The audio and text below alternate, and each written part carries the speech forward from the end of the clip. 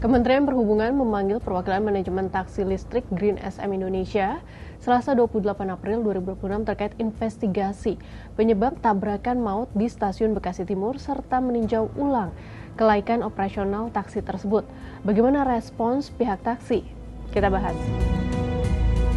Dirjen Perhubungan Darat Kementerian Perhubungan Aan Suhanan Selasa 28 April 2026 menyebut pihaknya telah membentuk tim khusus untuk mendalami keterlibatan taksi Sun SM termasuk dari sisi perizinan, kelengkapan administrasi, pemenuhan standar keselamatan, hingga kepatuhan terhadap ketentuan operasional angkutan umum. Kemenhub juga akan mengaudit kembali elemen-elemen standar manajemen keselamatan yang wajib dipenuhi perusahaan angkutan umum. Merespons panggilan tersebut, pihak taksi listrik Green SM Indonesia menyatakan telah memberikan informasi yang relevan dan mendukung penuh proses investigasi yang berlangsung.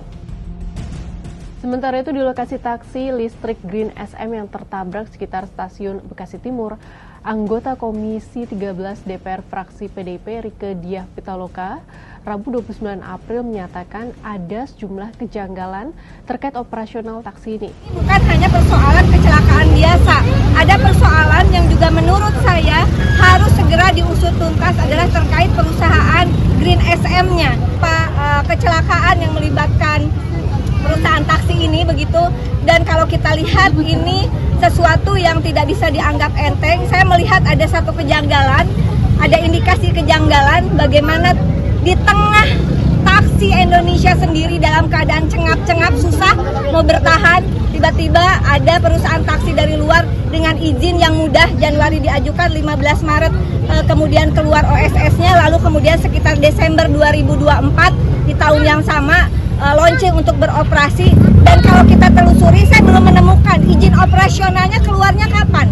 Kalau izin operasionalnya keluar di akhir tahun 2025, berarti dari akhir tahun 2024 sampai 2025 ini juga ada persoalan.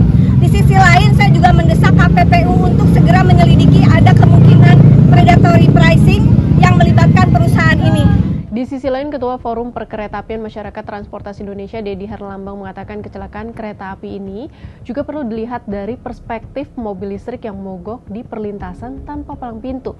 Ia juga mendorong agar Komite Nasional Keselamatan Transportasi atau KNKT dalam menginvestigasi kecelakaan ini turut mengecek aspek keandalan taksi listrik terkait.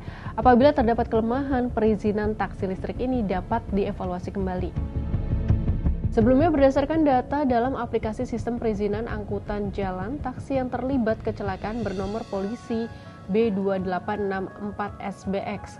Taksi tersebut telah terdaftar dan memiliki kartu pengawasan yang berlaku hingga 28 Oktober 2026. Kendaraan itu terdaftar untuk melayani taksi reguler di wilayah Jabodetabek. Green SM Indonesia merupakan perusahaan jasa taksi daring berbasis mobil listrik, bagian dari Green and Smart Mobility yang didirikan oleh pengusaha Vietnam.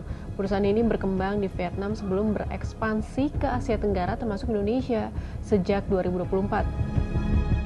Sahabat Kompas, sorotan kini nampaknya tak lagi berhenti pada siapa yang bertanggung jawab dalam insiden ini, namun langkah nyata setelahnya. Pemanggilan ini pun diharapkan bukan sekadar formalitas, melainkan titik awal untuk mengungkap penyebab pasti insiden dan memastikan evaluasi menyeluruh dilakukan. Publik menanti jawaban yang transparan, perbaikan sistem keselamatan di perlintasan, serta komitmen semua pihak agar tragedi serupa tak kembali terulang.